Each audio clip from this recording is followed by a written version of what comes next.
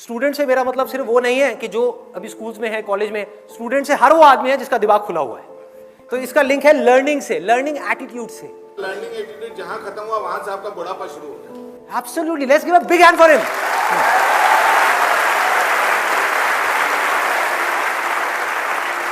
सीखते रहना है।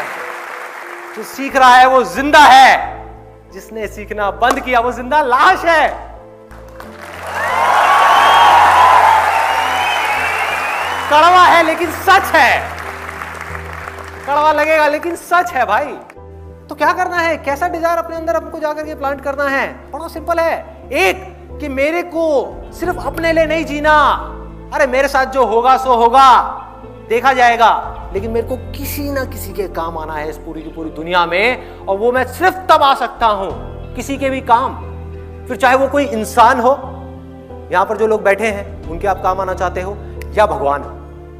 भगवान की प्रॉब्लम पता है क्या है इस युग में? उसके पास में फिट इंस्ट्रूमेंट्स नहीं है जिनके थ्रू वो अपना काम कर सके। कहां है? आपको एक परफेक्ट इंस्ट्रूमेंट बनना है जिसके थ्रू इस दुनिया में किसी तरह का कोई काम हो सके। फिर चाहे ये दुनिया उस इंसान से करवाना चाहती है या वो भगवान उस इंसान से करवाना चाहता है, तो उसके लिए क्या करना पड़ेगा? एक फिट इंस्ट्रूमेंट बनना पड़ेगा।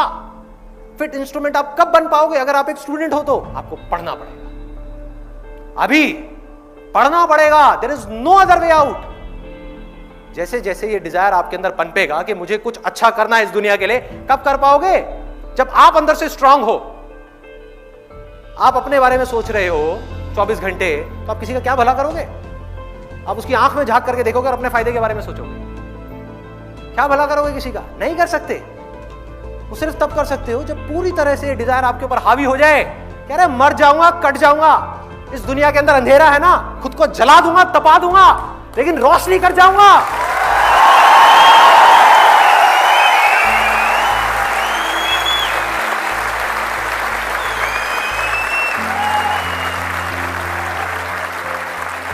तपा लोगे अपने आप को पूरी तरह से। कैसे तपाओगे? तप क्या है? तप वो है कोई ऐसा काम करना जो इस समय इस दुनिया में ह्यूमैनिटी के लिए, इस पूरी दुनिया के लिए करना जरूरी है, चाहे उसमें आपको खुद को कितना भी दर्द हो रहा है। अगर आप वो कर रहे हो तो वो तप है। नहीं तो अगर अपने सेल्फिश इंटरेस्ट के लिए, अपनी पावर्स एक्वायर करने के लिए या कुछ भी करने के लिए आप मेडिटेशन में बैठे हो कई सालों तक, वो तप नहीं है, वो ढोंग है। वो ढोंग है, वो तप नहीं है। तपाना होगा अपनी बॉडी को, अपने माइंड को तपाना होगा, अपने ध्यान को ऐसी जगह से हटाना होगा जो ध्यान आपका खींच रहे हैं। वो सब कैसे होगा? सिर्फ एक छोटे से बीज से। मुझे कुछ करना है, कुछ भी करने के लिए मुझे कुछ बनना है, एक ऐसा इंस्ट्रूमेंट बनना है जिस भी फील्ड में मैं जाने वाला हूं, चाहे मैं डॉक्टर बनने वाला हूं, इंजीनियर बनने वाला हूं, चार्टेड अकाउंटेंट बनने वाला हूं, कुछ भी बनने वाला हूं, इस हद तक अपना एफर्ट डाल दूंगा उस काम के अंदर अंदर जो आज तक किसने नहीं लगाया।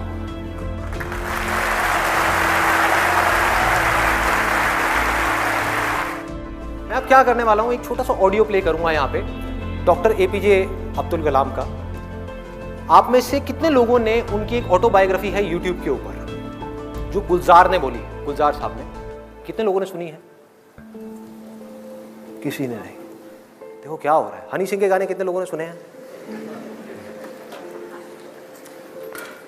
4 bottle vodka, 4 bottle vodka, 4 bottle vodka. उसमें सनी लियोन दिख रही है डांस करती हुई। माइंड हमारा वर्ड्स में सोचता नहीं है, पिक्चर्स में सोचता है। तो जैसे ही वो गाना चलेगा माइंड के अंदर सनी लियोन आएगी, सनी लियोन आएगी, आप नेट पे जाकर के सनी लियोन सर्च करोगे, हो गया टाइम पास। क्या होगा? बोलते रहेंगे आपके पेरेंट्स, बेटा ये मत कर, वो मत कर। नहीं मम्मा कुछ नहीं कर रहा, मैं तो पढ़ाई कर रहा हूं। कौन सी पढ़ाई होगी? क्यों करोगे पढ़ाई? कोई वजह ही नहीं है पढ़ाई करने की। If you need a reason to do something extraordinary, you need a purpose. जीने की कोई वजह चाहिए, कोई इंस्पिरेशन चाहिए। Doctor APJ Abdul Kalam students के लिए, उनसे बड़ी इंस्पिरेशन इस पूरी दुनिया में कोई नहीं है। स्टूडेंट्स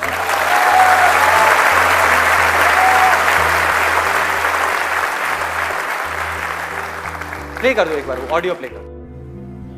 1990 के रिपब्लिक डे पर देश ने मिसाइल प्रोग्राम की कामयाबी का जश्न मनाया। मुझे पद्म विभूषण से नवाजा गया और डॉक्टर अरुणाचलम को भी। 10 साल पहले पद्म भूषण की यादें एक बार फिर हरी हो गई। रहन सहन मेरा अब भी वैसा ही था जैसा तब था। 10 बाय 12 का एक कमरा किताबों से भरा हुआ और कुछ जरूरत का फर्नीचर जो किराए पर लिया था।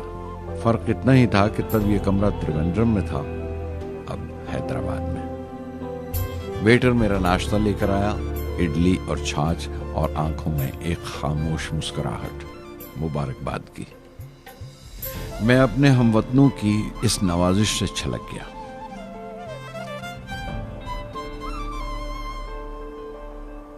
मैं जानता हूं कि बहुत से साइंसदान और इंजीनियर मौका मिलते ही वतन छोड़ जाते हैं, दूसरे मुल्कों में चले जाते हैं ज्यादा रुपया कमाने के लिए, ज्यादा आमदनी के लिए। लेकिन ये आदर, मोहब्बत और इज्जत क्या कमा सकते हैं जो उन्हें अपने वतन से मिलती है। 15 अक्टूबर 1991 में 60 साल का हो गया। मुझे अपने रिटायरमेंट का इंतजार था। चाहता था कि गरीब बच्चों के लिए एक स्कूल खोलूं। ये वो दिन थे जब मैंने सोचा कि अपनी जिंदगी के तजुर्बे, मुशाहिदे और वो तमाम बातें कलमबंद करूं जो दूसरों के काम आ सके। एक तरह से अपनी स्वाने उम्री लिखूं, अपनी जीवनी। मेरे ख्याल में मेरे वतन के नौजवानों को एक साफ नजरिए और दिशा की जरूरत है। तभी ये इरादा किया कि मैं उन तमाम लोगों का जिक्र करूं जिनकी बदौलत मैं ये बन सका जो मैं हूं। मकसद ये नहीं था कि मैं कुछ बड़े बड़े लोगों के नाम लूं, बल्कि ये कि कोई शख्स कितना भी छोटा क्यों ना हो, उसे हौसला नहीं छोड़ना चाहिए। मसले, मुश्किलें जिंदगी का हिस्सा हैं और तकलीफें कामयाबी की सच्चाइयां हैं। जैसा कहा है किसी ने, खुदा ने यह वादा नहीं किया कि आसमान हमेशा नीला ही रहेगा, जिंदगी भर फूलों से भरी राहें मिलेंगी। खुदा ने यह वादा नहीं किया कि सूरज है तो बादल नहीं होंगे, खुशी है तो गम नहीं, सुकून है तो दर्द नहीं होगा। मुझे ऐसा कोई गुरूर नहीं कि मेरी जिंदगी सबके लिए एक मिसाल बनेगी, मगर यह हो सकता है कि कोई मायूस बच्चा किसी गुमनाम सी जगह पर जो समाज के किसी माजूर हिस्से से ताल्लुक रखता हो, ये पढ़े और उसे चैन मिले, ये पढ़े और उसकी उम्मीद रोशन हो जाए। हो सकता है ये कुछ बच्चों को नाउमीदी से बाहर ले आए और जिसे वो मजबूरी समझते हैं वो मजबूरी न लगे। उन्हें यकीन रहे कि वो जहां भी हैं खुदा उनके साथ है। काश हर हिंदुस्तानी के दिल में जलती हुई लौ को पर लग जाए और उस लौ की परवाज से सारा आसमान रोशन हो जाए।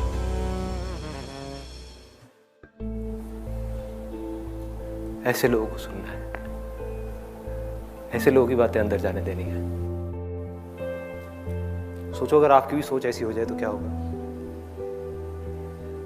सोचो।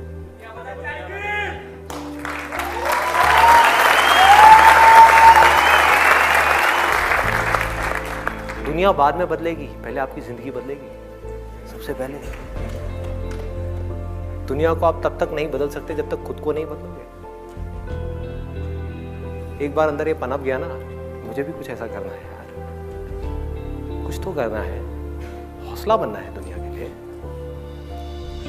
कुछ लोग ही मेरे को देख करके इंस्पायर हो,